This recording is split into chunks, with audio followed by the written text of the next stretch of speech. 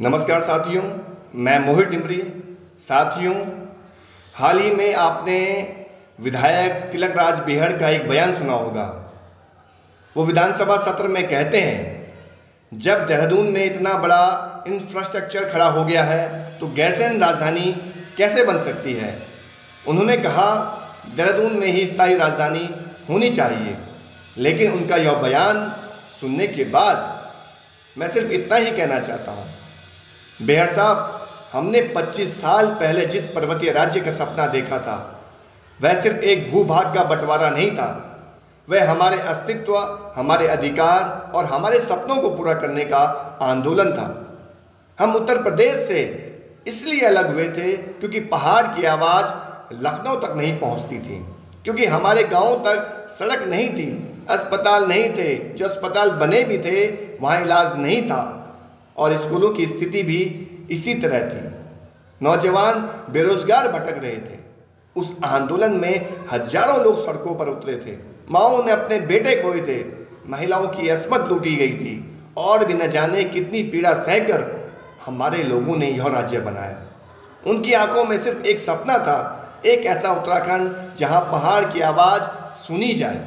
और आज जब विधायक तिलक राज बेहड़ कहते हैं स्थायी राजधानी देहरादून ही होनी चाहिए, तो सवाल उठता है, क्यों बेहड़ साहब, क्यों सिर्फ देहरादून, क्यों नहीं गैरसैंण, जो इस राज्य के बीचों बीच है, जो इस राज्य के केंद्र बिंदु में है, जहां से हर कोना समान रूप से जुड़ता है।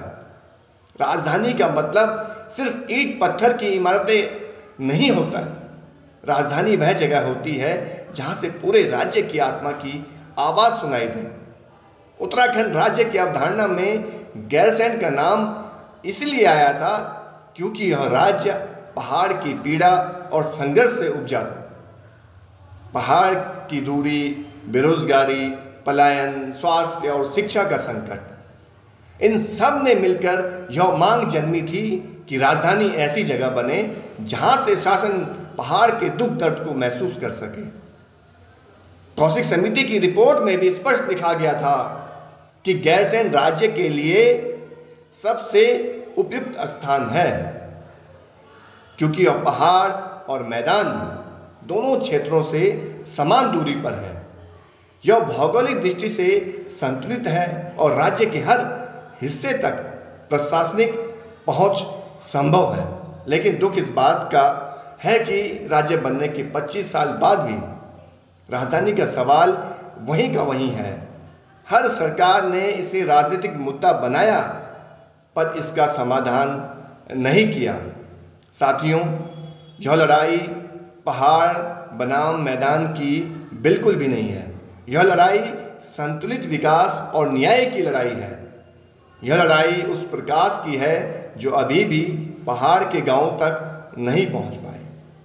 राजधानी गैरसैंण में बनेगी तो नीति नियंताओं को खुद महसूस होगा कि एक बच्चे को स्कूल तक जाने में कितनी कठिनाई होती है, किसी गर्भवती महिला को अस्पताल तक पहुंचने में कितना समय लगता है और एक नौजवान के लिए रोजगार की तलाश में अपना गांव छोड़ना कितना पीड़ादायक होता है। देहरादून में बैठकर नीतियां बनाई जा सकती हैं, लेकिन गैरसैंण में बैठकर नीतियां महसूस की जा सकती हैं। हम अक्सर सुनते हैं गैरसैंण में राजधानी बनाना व्यावहारिक नहीं है, तो मैं पूछना चाहता हूं, क्या पहाड़ों में जीना व्यावहारिक है? क्या रोज 5 किलोमीटर पैदल चलकर पानी लाना व्यावहारिक है? क्या इलाज के अभाव में किसी को मरते देखना व्यावहारिक है? अगर जनता हर मुश्किल में जी सकती है तो सरकार गैरसैंण में क्यों नहीं बैठ सकती? जब राजधानी गैरसैंण में बनेगी तो नेताओं और अधिकारियों का ध्यान भी पहाड़ की ओर जाएगा। लेकिन आज जब पहाड़ के गांव खाली हो रहे हैं, अस्पतालों में डॉक्टर नहीं है, स्कूलों में बच्चे नहीं हैं, तो क्या यही राज्य था जिसका हमने सपना देखा था? गैरसैंण राजधानी बनेगी तो यह सिर्फ एक प्रशासनिक बदलाव नहीं होगा, बल्कि उत्तराखंड का पुनर्निर्माण होगा। यह हमें याद दिलाएगा कि यह राज्य सिर्फ शासन चलाने के लिए नहीं बना था, बल्कि जनता की तकलीफ को महसूस करने के लिए बनाया गया था। आज जब उत्तराखंड अपने 25 वर्ष पूरे कर रहा है, तो आइए हम यह संकल्प लें कि हम अपने शहीदों के सपनों को अधूरा नहीं रहने देंगे। हम गैरसैंण के लिए आवाज उठाते रहेंगे, क्योंकि यह हमारी पहचान का सवाल है। साथियों, हमारी यह लड़ाई आसान नहीं है, पर याद रखिए, जिस पहाड़ ने हमें जीना सिखाया, वही हमें लड़ना और डटे रहना भी सिखाता है। गैरसैंण हमारी पहचान है, यह वह सपना है जो हर उत्तराखंडी की आंखों में बसता है। जब तक राजधानी गैरसैंण नहीं बनेगी, हमारा आंदोलन अधूरा रहेगा, हमारा सपना अधूरा रहेगा, हमारा उत्तराखंड भी अधूरा रहेगा। बहुत बहुत धन्यवाद। जय गैरसैंण, जय उत्तराखंड।